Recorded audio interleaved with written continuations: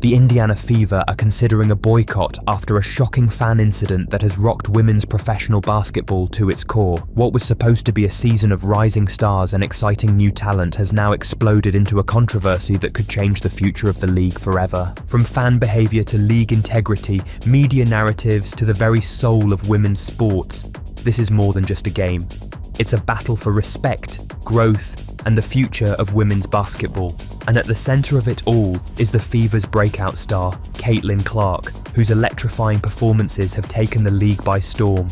But now, everything's on the line. What really happened? Why is this controversy so explosive? And what does it mean for the future of women's sports?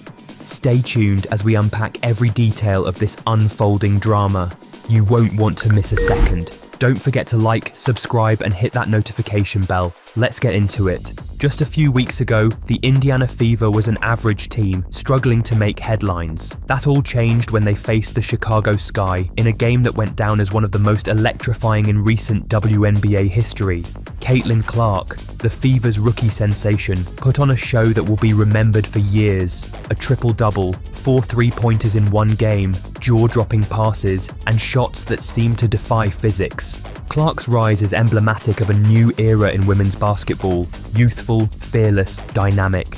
Her presence is a game changer, drawing attention from casual fans and hardcore followers alike. Arena attendance skyrocketed, social media erupted with clips and highlights, and the league's overall profile received a significant boost. It's the kind of moment every sports league dreams of, a young star breaking records, igniting passion, and drawing in new audiences. But with this meteoric rise came unintended consequences. The league and its fans found themselves caught in a whirlwind of controversy, fueled by passionate reactions, media spin, and internal conflicts. The story quickly shifted from basketball excellence to accusations of misconduct, racism, and fan misbehavior. The fan incident and the media frenzy. During the game, a physical altercation occurred involving Angel Reese of the Chicago Sky and a group of Fever fans. Reese, known for her confident attitude and outspoken personality, was involved in a moment of visible frustration. On the court, she pushed a Fever player, a move that could be interpreted as a cheap shot or a sign of competitive aggression. Clark's response was a solid textbook foul that many would consider part of the game. However, the incident was quickly politicized. Some fans and social media commentators claimed that the Fever fans' enthusiastic reactions, cheering, booing, heckling, were racially motivated. Allegations of racial comments and hate speech surfaced, and the league responded by launching an investigation into fan conduct. The media, meanwhile, seized on the narrative. Fans accused of hate, a league seemingly failing to control its environment, and players caught in the crossfire. This response was disproportionate in the eyes of many. The Fever, a team that has been instrumental in reinvigorating the league's attendance and visibility, was suddenly cast as villains. The league's swift condemnation and the subsequent media coverage painted a picture of a toxic environment fueled by racism, an image that many critics argue is a misrepresentation designed to serve a narrative rather than reflect reality. In a dramatic turn, the Fever's management issued a stark statement. They are considering boycotting the league if the allegations are proven false or if the league continues to validate what they see as falsehoods. "We are done playing nice," a team spokesperson declared. "If the league refuses to stand up for its loyal fans and players, we will take a stand ourselves."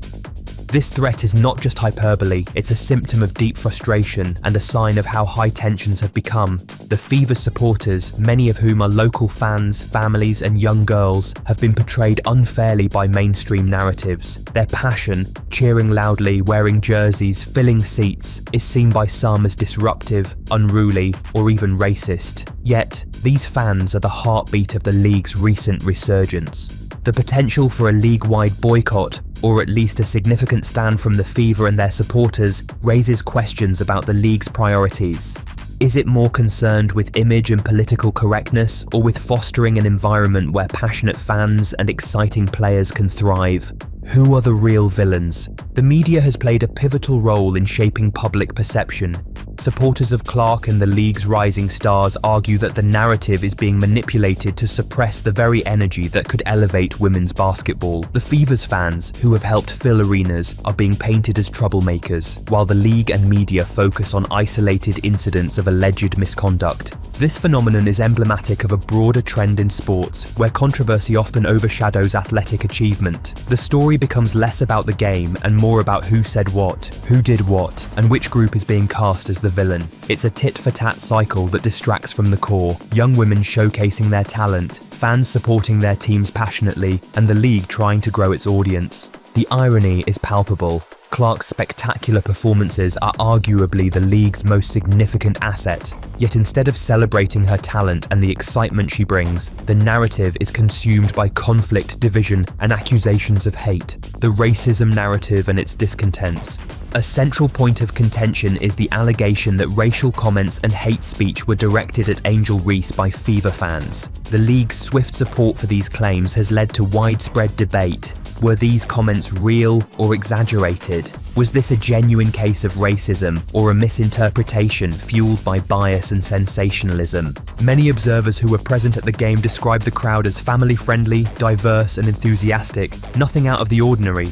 They emphasized that the atmosphere was positive, with fans supporting their team through cheers and chants. The notion that fans, many of whom are minorities themselves, would engage in racist behavior seems inconsistent with their behavior during the game. Moreover, the league's handling of the situation has been criticized for jumping to conclusions and amplifying narratives that may not be rooted in fact. The danger here is that false accusations of racism can harm genuine efforts to combat hate while also alienating loyal fans who feel unfairly targeted. Angel Reese, known for her confident attitude and on-court antics, has become a lightning rod for controversy. Some see her as a villain, a player unafraid to speak her mind, celebrate her success, and challenge traditional notions of sportsmanship.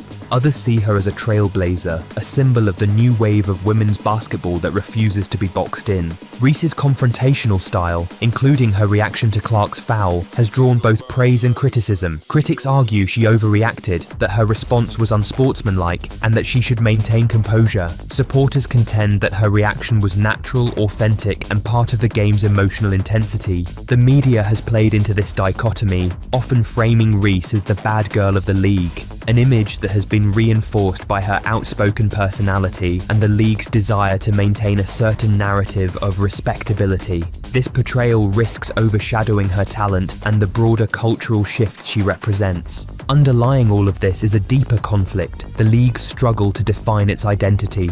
On one side are the traditionalists, those who favour a conservative approach, emphasising decorum, decorous behaviour, and a controlled image. On the other are the innovators, players, fans, and advocates who believe in passion, authenticity, and pushing boundaries.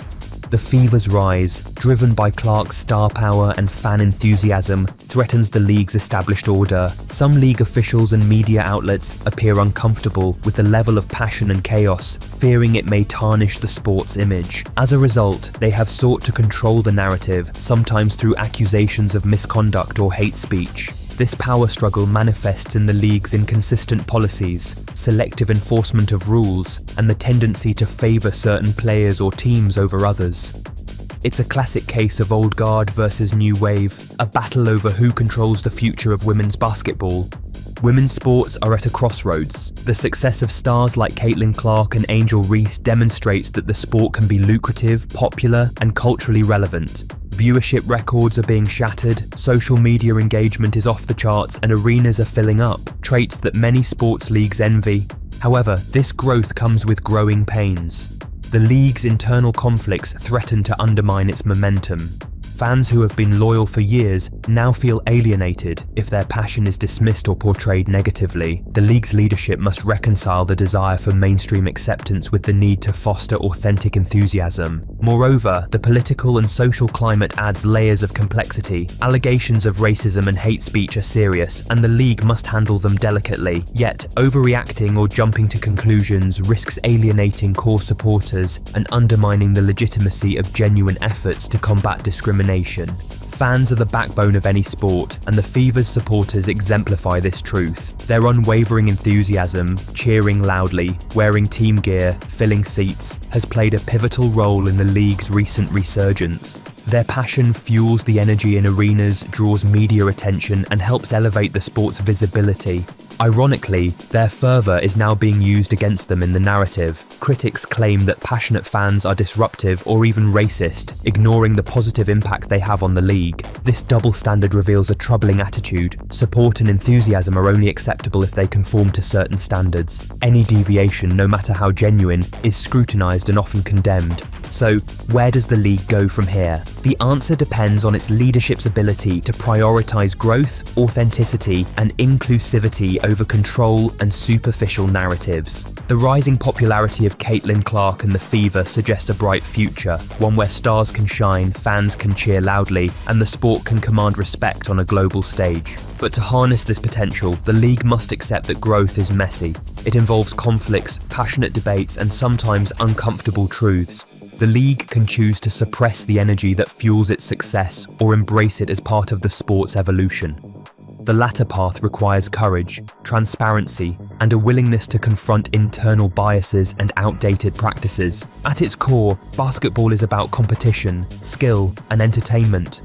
The recent controversy has highlighted that it is also about identity, loyalty, and the power of passion. The Indiana Fever and Caitlin Clark symbolise a new dawn, an era where women's sports can be exciting, unpredictable, and culturally relevant. The league's challenge is to recognise that the real game isn't just played on the hardwood, it's played in hearts, minds, and communities. The Fever's rise has the potential to ignite a revolution, one that elevates women's basketball to new heights and challenges outdated notions of decorum and control. Let the Fever play, let Caitlin dominate, let the fans cheer loudly and proudly, because the future of women's sports depends on embracing that raw, authentic energy. The league's success hinges on whether it can see beyond the petty conflicts and recognise that growth often comes with chaos. Only time will tell if the WNBA can turn this moment of turmoil into a catalyst for lasting change. But one thing's clear, the heat is on, and this fire isn't cooling down anytime soon. The game is bigger than ever, and it's about to get even more interesting.